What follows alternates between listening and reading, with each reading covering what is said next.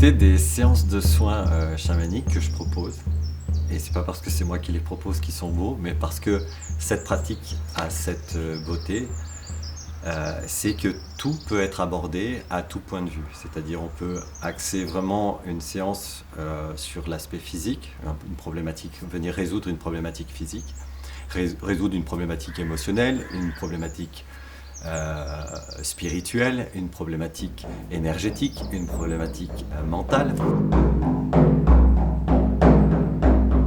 Moi, dans ma pratique, j'utilise principalement le tambour et la voix qui vont nous permettre de créer un rythme, de créer un champ de force également qui va sursaturer le mental et permettre à la personne de rentrer dans un état de conscience modifié.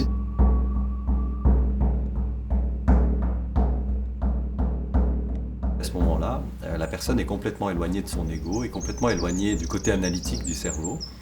Et de ce fait, on arrive dans sa vérité. Et puisque tout à coup, c'est plus le cerveau qui analyse, c'est sa conscience qui va me guider dans mon parcours pour aller chercher quelle est la racine du problème, quel est le trauma ou la problématique qui s'est causée au départ et qui a cristallisé, qui a fait que la personne se retrouve bloquée dans son histoire. Et de ce que j'ai pu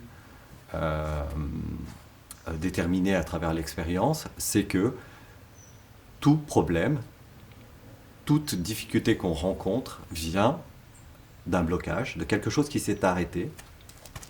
Donc, soit quelque chose qui s'est arrêté dans mon histoire, soit une intoxication qui est venue bloquer quelque chose dans ma biologie, dans mon système, dans mon cerveau.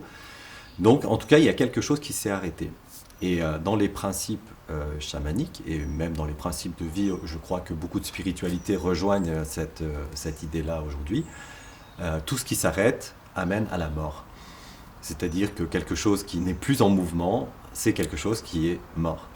Donc, si on reprend cette allégorie, cette idée, ça voudrait dire que le blocage est comme une mort qui s'est faite à un moment donné.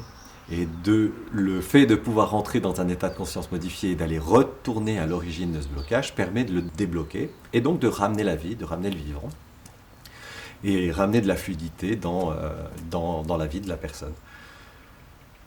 Et un autre avantage, c'est que cela peut être conscientisé, c'est-à-dire que la personne peut comprendre ce qui s'est passé, quelle est la racine, la source.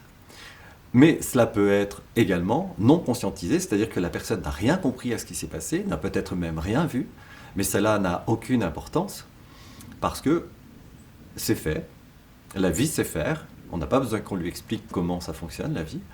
Donc tout à coup, le mouvement se refait, et le flux de la vie reprend son cours, et la personne peut se libérer tranquillement